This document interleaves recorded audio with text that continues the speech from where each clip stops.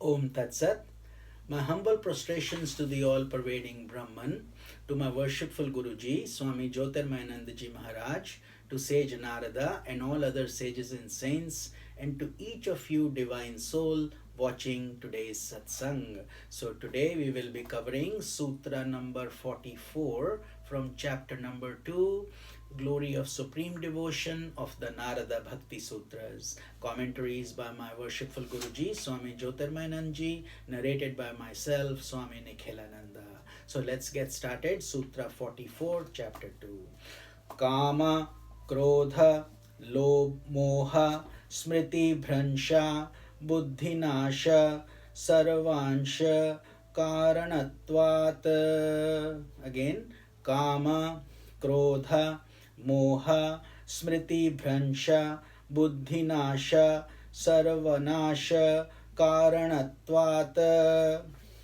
Meaning, evil association must be avoided because it brings about the succession of evils in the form of desire, anger, delusion, loss of memory, loss of reason, and complete destruction. So this is in a way an extension of Sutra number 43, which guided us to avoid bad company. And here the specifics of bad company and its ill effects are being narrated.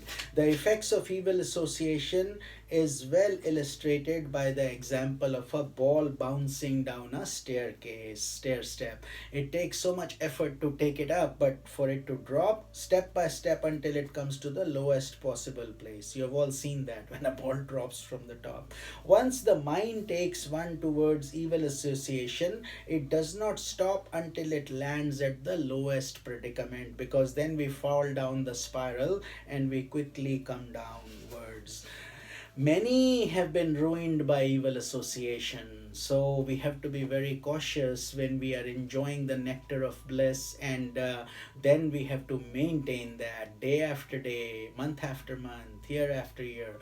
We have to make it sustainable. Otherwise, there are many people who for months, even years, have done it well, and then somehow they start to slack in their practice, and suddenly they start to get into lower base desires, etc., and very quickly they have been destroyed, because then they just give up their practice and start picking up all the things they thought they haven't explored in a while, and in spite of all these scriptures they still go down and result in their own downfall. So that is the caution here.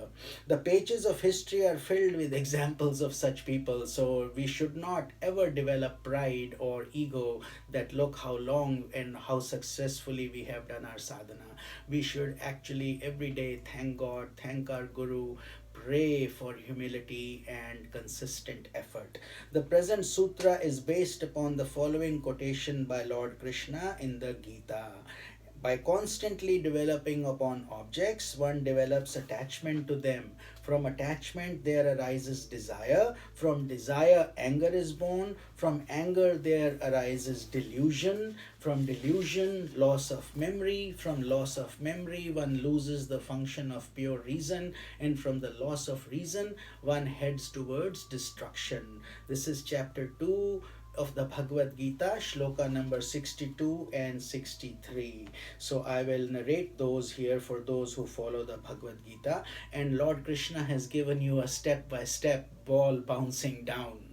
See, he says, Dhyayato Vishayan Punsaha Sangasteshu Pajayate Sangat Sanjayate Kamaha Kamat Krodha Bhijayate Krodhat Bhavati Sammoha Sammohat Smriti Vibhramaha Smriti Bhranshad Buddhinasho Buddhinashat Pranashyati. So this is what the meaning is that Lord Krishna had just explained.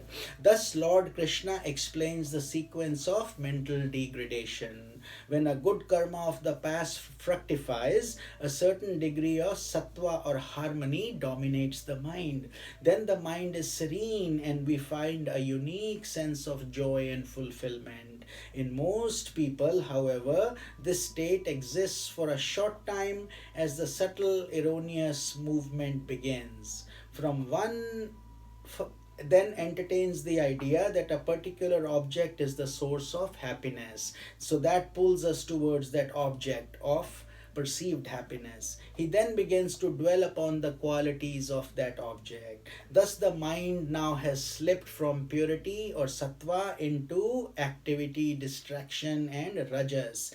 And a subtle mental dependency on the object develops. Suddenly, we start getting attracted to the object. Thus, this in turn gives rise to desire or kama. Now all of a sudden we want that object, and when a desire is obstructed, what happens? Anger develops, making the mind fall into tamas or inertia.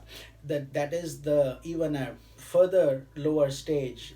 As rajas is gradually overpowered by tamas, the following stages develop, which is tamas is to be its inertia, and we should try to avoid it at all costs. Although some of it is needed. When we sleep we are in tamas, but that's healthy. But when we use it towards destruction, then it is not good. Anger obscures the purity of the intellect, we all know that, making one less able to differentiate between right and wrong. Most decisions made when under the influence of anger are not very well thought out. They are to spite, out of anger, and out of lack of reasoning. Eventually, a perverted intellect, therefore, develops which interprets wrong as right, a state referred to as moha or delusion.